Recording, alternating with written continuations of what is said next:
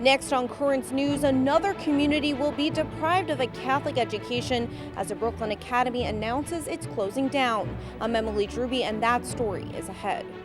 United States bishops are taking a stand today. They say a new immigration rule will undermine family unity.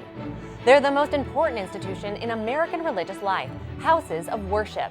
The Department of Homeland Security is taking steps to protect them in an age of mass shootings. You any type of religion or nothing or atheist? We sit down with a priest taking on city streets. The news starts right now.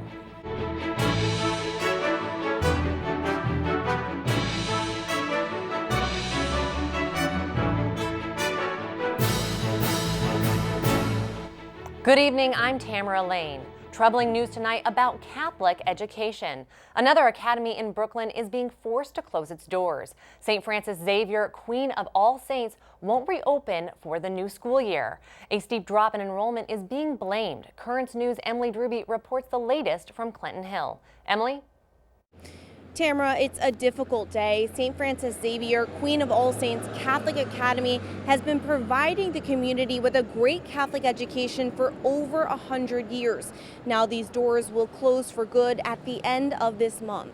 Catholic Academy! From celebrating diversity with a week-long event, because you have to multiply these two, to consistently ranking high in the Brooklyn Diocese Popular Math Bowl competition, St. Francis Xavier, Queen of All Saints Academy at 300 Vanderbilt Avenue in the Clinton Hill, Fort Greene neighborhoods of Brooklyn was beloved by its students, but not enough of them were remaining in the classrooms. Since the most recent school year ended in June, the Academy saw a 30% drop in the number of students signing up for the new year. The school was already starting the year with an almost $700,000 negative fund balance on the books, but the decline in enrollment would have brought the deficit to almost $1 million, forcing the school to close its doors just about 3 weeks before the first day. Thomas Chadzuko, the superintendent of schools for the Diocese of Brooklyn, explains the loss of students made staying open financially impossible. When we received the word that 25 children had left us during the month of July, we were devastated, but it just left us in a very precarious situation that we could not see ourselves getting out of. Because while tuition was only $4,650 per student, the actual cost per kid was $13,825 each. Chadzuko says even with the daunting financials, it was still a difficult decision and one that was not made lightly. This was a prayerful decision. This was a lot of reflection. We looked at every option available to us. Declining enrollment isn't new. St. Francis Xavier and Queen of All Saints merged back in June of 2018 to counter the downturn, but the tide couldn't be reversed. In the past 4 years, the schools have lost almost 50% in student attendance. Now, of course, this closing is very close to the new school year. Officials tell us they're doing everything in their power to get all of the students placed at other Catholic schools. In Clinton Hill, Emily Druby, Currents News. A week from today, school officials are organizing an information night for parents. The forum will be at the Academy on Tuesday, August 20th at 6:30. Representatives from nearby Catholic schools will help parents find new classrooms for their children. Also, a full listing of Catholic academies is available at thedioceseofbrooklyn.org/schools/find-a-school. Major institutions from the Boy Scouts to elite private schools to churches across New York State are bracing for potential lawsuits over sexual abuse after the legislature in Albany lifted the statute of limitations. The new law opens a one-year look-back window for adults to take action. That period begins tomorrow. Still ahead in this newscast, national correspondent for The Tablet and Crux, Christopher White, will join us to discuss what it all means for the Catholic Church and an important alternative for victims. Christopher is moments away. The violent unrest in Hong Kong is getting worse tonight, with a number of people injured and the city's airport shut down again. Riot police used pepper spray and batons against thousands of pro-democracy demonstrators. All Tuesday, the airport, one of the world's busiest, was closed. At the same time, the communist-run media in Beijing is accusing Catholics in Hong Kong of fueling the violence. The trade war between China and the United States is taking a new twist tonight. The White House is using a different tactic in its confrontation with Beijing. Whitney Wild reports the latest. A major announcement in the U.S.-China trade war. The Trump administration now says planned tariffs on $300 billion worth of Chinese consumer goods scheduled to start September 1st have now been delayed and will likely begin December 15th. Markets rebounded on the news Tuesday morning. President Trump spoke with the press shortly after. We had a very good talk yesterday with China, a very, very productive call. I think they want to do something. I think they'd like to do something. Unlike last year's tariffs on mostly industrial materials, this round was supposed to target items like cell phones, toys, and clothes. Analysts point out the president hopes to run on a strong economy in 2020. This feels like we were eyeball to eyeball with China, and the president just blinked. As consumers breathe a sigh of relief about their holiday budgets, American farmers remain frustrated and worried. Chinese companies have retaliated against the tariffs by refusing to import American agricultural products. There's a lot of financial strain. Farmers are not arguing we shouldn't hold China accountable. Farmers are saying, let's have a plan. We should be getting the rest of the world united with us. In Washington, Whitney Wild, Currents News. An update tonight on the Trump administration's new order that tightens the rules for legal immigrants. The White House is planning to cut off green cards and visas for newcomers who rely on public financial assistance. The U.S. bishops are strongly opposed, saying this rule will undermine family unity and lead many lawful immigrants to forego vital assistance. This rule is in tension with the dignity of the person and the common good. We're learning more tonight about an undocumented worker swept up in last week's massive ICE raid in Mississippi. His 11-year-old daughter cried out for agents to let him go free. Please put your heart. Let my parents be free. Now comes word from Immigration and Customs Enforcement that the man did not have any prior criminal convictions. The girl's father was among hundreds of undocumented workers arrested during raids at 7 food processing plants. The girl's mother said they still don't know where he is and are trying to find him. Mississippi's Catholic bishops are speaking out against those raids, saying they only serve to cause unacceptable suffering of thousands of children and their parents and create widespread panic in our communities. The U.S. Attorney in southern Mississippi will decide which people arrested last Wednesday will ultimately face federal criminal charges.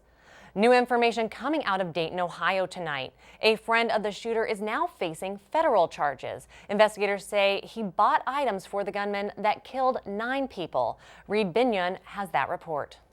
Body armor, an AR-15 accessory, and a 100-round drum magazine. That's what federal investigators say this man, Ethan Colley, bought for his friend, Dayton, Ohio shooter Connor Betts. He purchased these items for Betts and stored them at Colley's residence in order to assist Betts in hiding the items from Betts' parents. The 24-year-old Colley is now facing federal firearms charges. On August 4th, Betts shot and killed 9 people, including his own sister, outside a nightclub in the Oregon District, before police shot and killed him. According to a probable cause affidavit, Colley helped Betts assemble a 100-round double-drum magazine in the weeks before the shooting. Mr. Colley does not stand accused of intentionally participating in the planning of that shooting. We have no evidence of that. There's no allegation of that. We're also learning new details about both men's drug use. The FBI says Colley told them he had taken hard drugs with Betts several times a week between 2014 and 2015, and that he smoked marijuana almost daily. The document also reveals Colley lied on ATF paperwork to purchase his own weapon, specifically indicating that he was not a user of controlled substances when in fact he was. I'm Reed Binion reporting. There's also developments tonight involving another man accused of a mass shooting in Texas. Lawyers for Dimitri Pagortis claim his mental health has gotten so bad he's no longer competent to stand trial. He's accused of opening fire at a Santa Fe high school in 2018, killing 8 students and 2 teachers. The attorneys told a Texas court he has no understanding of the case or the murder charges he's facing. New attention is being paid to churches and other houses of worship in an era of mass shootings. The top official at Homeland Security, Kevin Michalinen, attending today's first public meeting of the team responsible for keeping faith-based communities safe. The attack in El Paso and the violent white supremacist ideology that inspired it offends us all. We must address it with moral clarity. It is hate, it is domestic terrorism, and it must be resisted together by Americans of all races, ethnicities, and faiths. Michalinen said he's working with Congress to find better ways to battle attacks on faith. A madman with a knife is in custody tonight in Sydney. Video by Channel 7 in Australia shows the man being taken down just moments after he was reportedly screaming Allah Akbar.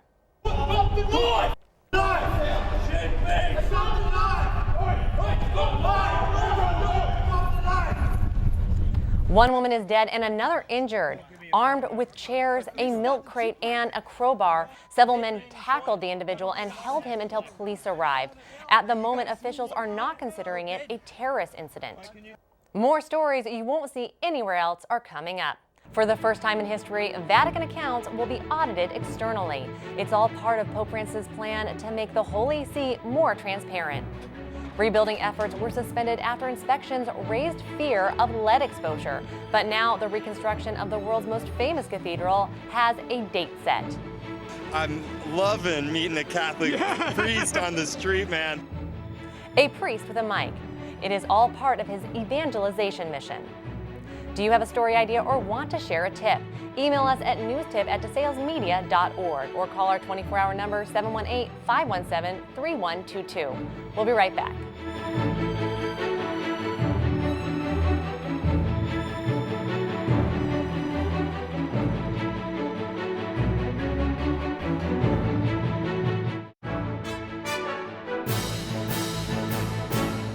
Tomorrow, a window opens in New York that permits adults who were victims of abuse years ago to take legal action after the state legislature changed the statute of limitations.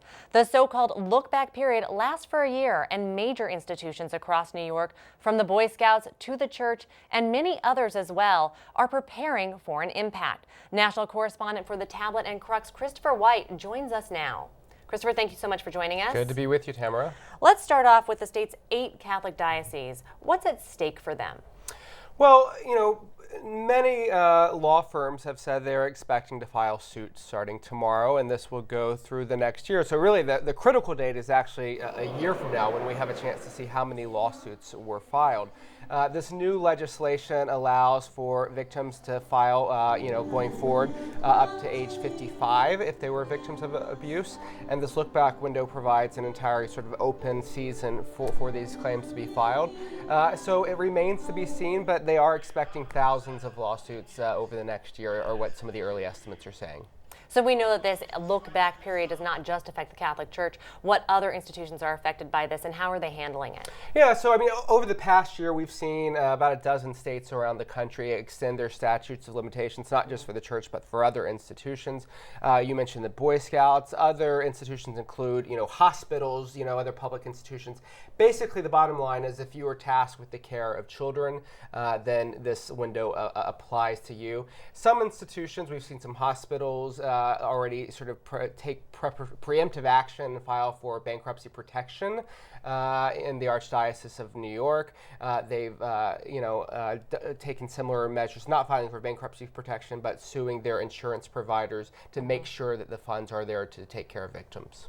So now this change to the state's law comes while another important alternative is available to many victims.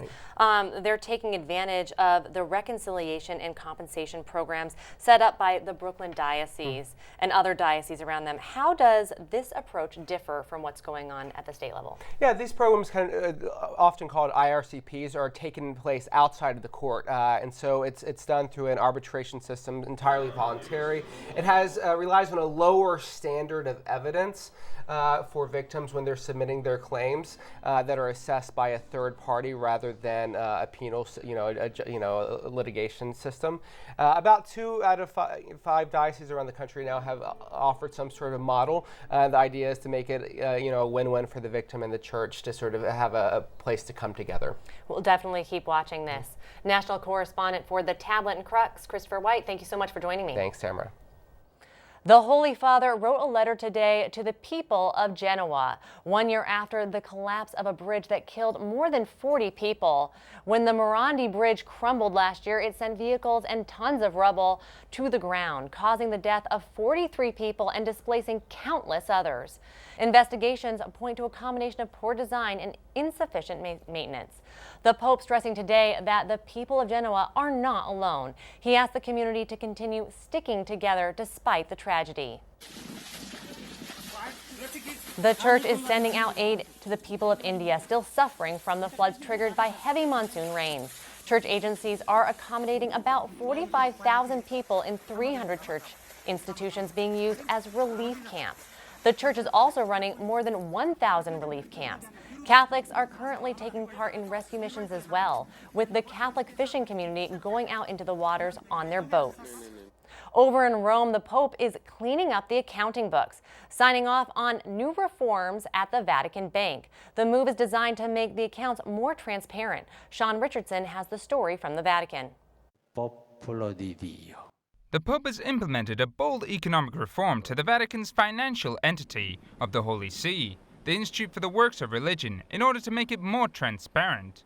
From now on, by law and for the first time in its history, its accounts will be audited by an external audit. This is an important step that follows the line taken by Benedict XVI, who, to prevent money laundering in the Vatican, made the Holy See join the European Union from a monetary point of view.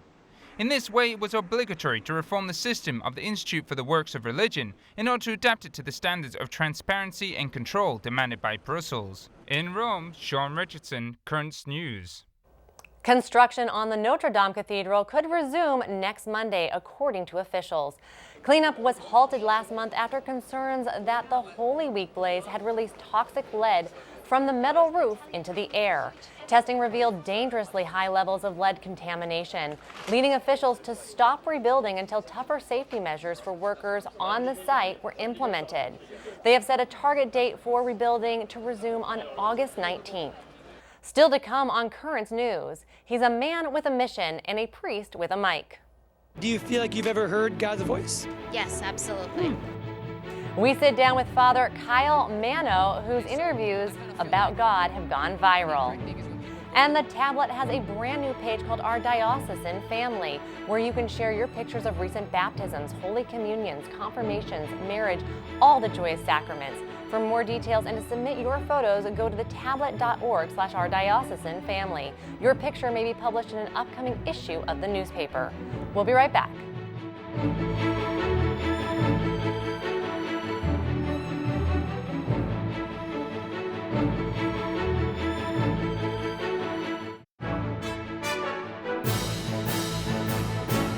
What do people think the church is wrong about? And I'm very open to hearing whatever you think. I won't be offended, I promise. Wow. So what do you think we would be incorrect about in our teachings? Oh, that's a great question. Want me to go first? You might have seen him before or heard Father Kyle Mano's tough questions. The priest brings sidewalk evangelization to the streets of New York and around the world with his popular YouTube series, Priest with a Mic. Father Mano is the vocation director of the Diocese of Rockford, Illinois. His online ministry is widely popular with as many as 600,000 views. He joins us now. Father, thank you for joining us. Hello, I'm glad to be here. So you're not what we might typically imagine as a priest serving in a parish. What gave you the idea to go out on the streets and talk to people, and what is their reaction normally like? Yeah, really where it began, like the genesis of going out to the street and meeting random people where they're at, began about 2.5 years ago. I made a video for a youth conference with my bishop and another priest where we got in the car, we did carpool karaoke, sang some songs, asked the bishop some questions, and then the diocese posted it online, and in just about a week, it got over 500,000 views. And then I was getting emails from people in the US, but around the entire world, the Philippines, Ghana, India, all over the place. And so I saw this like influx of how much this one video was impacting people. So I went to prayer and I was like, all right, Lord, what do we do next? And he really put on my heart, like, go to the street, be a physical sign of God in the world, and meet anyone where they're at. So you've done Priest with a Mic in a few places, like you said, New York City, Chicago, Rome. Have you heard God's voice in the people you meet, even non-believers? Oh, yeah, completely. It's amazing. There was one lady I actually spoke to, she was atheist. And it's amazing when talking to her and discovering truth with her, you know, she really wanted to know, like, well, I want to be hard facts. Like, it's better be science. And so I said to her, you know, God is truth. And if science is truth, then that reveals God. So she talked about the Big Bang Theory. And I said, did you know that actually a Catholic priest came up with the theory of the Big Bang? And she was blown away. And so for a moment, even for this atheist, I could see truth kind of like opening up in her mind and part of her heart being open, because she was like, oh, did not know. And so it's amazing to see people even far from the church have those little moments of insight, but then little aha moments, which is awesome. So when you talk to someone like that who isn't necessarily Catholic, what other things do they want to know about the faith or the church? Yeah, it's amazing. The way I actually do it is I just stand there and we're like in downtown LA or Rome or New York City, Times Square. And I just go, excuse me, can I talk to you? And trying to get random people, and you don't know who you get. And what I'll specifically ask them is, you know, do you have any faith background? And when they're atheist, they have different things across the board, but mainly they want to know, why am I out there? Why is there a Catholic priest in the middle of the street asking questions?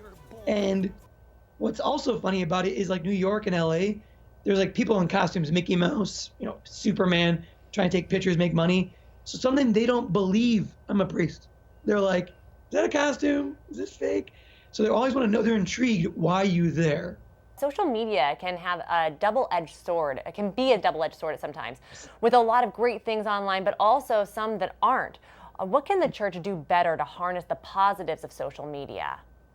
Yeah, I think it goes with everything that exists in the world, that we can either use God's creations for his glory and for good, or we can manipulate in a negative way God's beautiful creation.